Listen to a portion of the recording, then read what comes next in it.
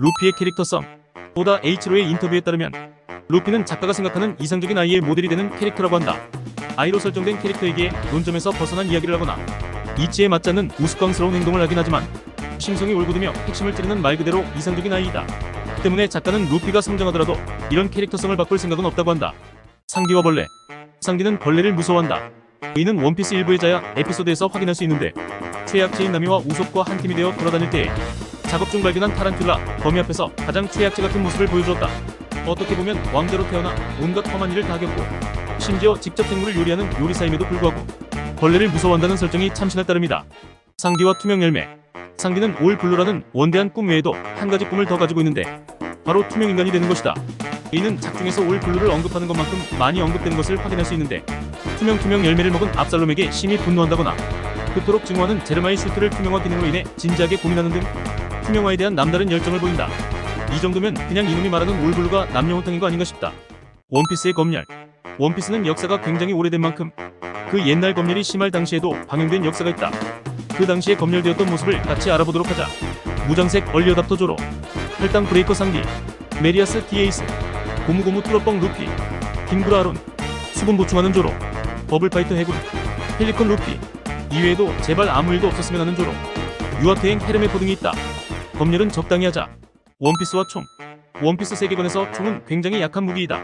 주로 잡돌들이 총을 사용하기에 총은 약함의 트레이드마크이며 오히려 검사들은 총알을 베어버리기도 한다. 이토록 총의 위상이 낮은 이유는 총을 쏘는 것보다 총알을 던지는 게 더 강한 강자들이 넘쳐나기 때문이다. 물론 반호거, 야솝, 벤베크만과 같은 총을 사용하는 강자들이 있지만 이는 총이 강한 게 아닌 사람이 강한 케이스이다. 하기야 고무총이 일반 총보다 세니 말 다했다. 상기의 일과. 상기는 오전 0시에 취침하여 5시에 기상한다. 이후 하루 동안 10명이 먹을 세끼의 음식과 간식을 총 30인분씩 준비한다. 설거지 또한 동료들이 도와주긴 하지만 메인은 상기가 한다. 그 와중에 루피가 냉장고에 있는 음식을 빼먹지 않도록 지켜야 하고 밤에 항행하는 경우 2시간 정도 불침번도 돌아가면서 한다. 게다가 메인 전투요원으로서의 활동까지 한다. 군대에서도 취사병은 불침번이랑 일반 근무는 빼주는데 담배가 입에 붙을 수밖에 없는 스케줄이다. 크라바우터만. 크라바우터만은 고잉 메리호에 깃든 배의 요정이다. 작중에서 배를 수리해주는 우소배 앞에 가장 먼저 등장하였으며 가끔 선원들에게 말을 걸기도 하며 독자들에게도 메리호에 대한 진한 동료애를 가지게 해주었다. 하지만 놀랍게도 실제 발트의 설화수 크라바우터만은 불길한 존재로 여겨지는데 이유는 이 요정이 평화로운 배에서는 나타나지 않고 운명을 다한 배에서만 나타나기 때문이다. 때문에 실제로 배를 고쳐주는 요정임에도 불길한 취급을 받는다. 조로의 출생의 비밀.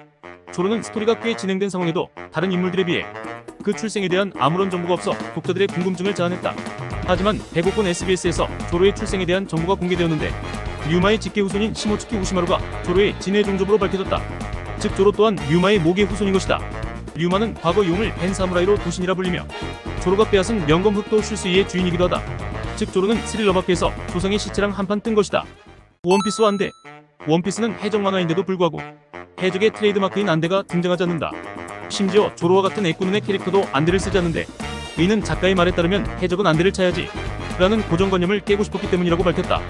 여담으로 안대는 애꾸눈이라서 쓰는 게 아니라 가파니와 배안의 빛 차이를 적응하기 위해서 낀다고 한다. 아무튼 오다는 이야기가 끝나갈 때쯤에 딱 한 명 안대를 씌울 예정이라고 언급했는데 누가 이 떡밥의 주인공이 될지 생각하며 보는 것도 재미있겠다. 길치 조로. 조로는 심각한 길치이다. 조로는 작품 초반에 모르는 사람이 없는 해적 사냥꾼으로 등장하는데 정작 본인은 해적 사냥꾼이라 자칭한 적이 없고 그저 미호크를 상대하기 위해 나왔다가 길을 잃어 생활비 마련을 위해 현상금 사냥꾼이 된 것이라고 한다. 결론적으로는 미호크가 있는 곳 빼고 다 가본 셈이다. 심지어 애니에스 로비에서는 건물 안에서 길을 잃어 천장을 뚫어버린 적도 있다. 때문에 조로의 길치력에 경악을 한 일당들은 그 후로 절대 조로를 앞에 세우지 않는다고 한다.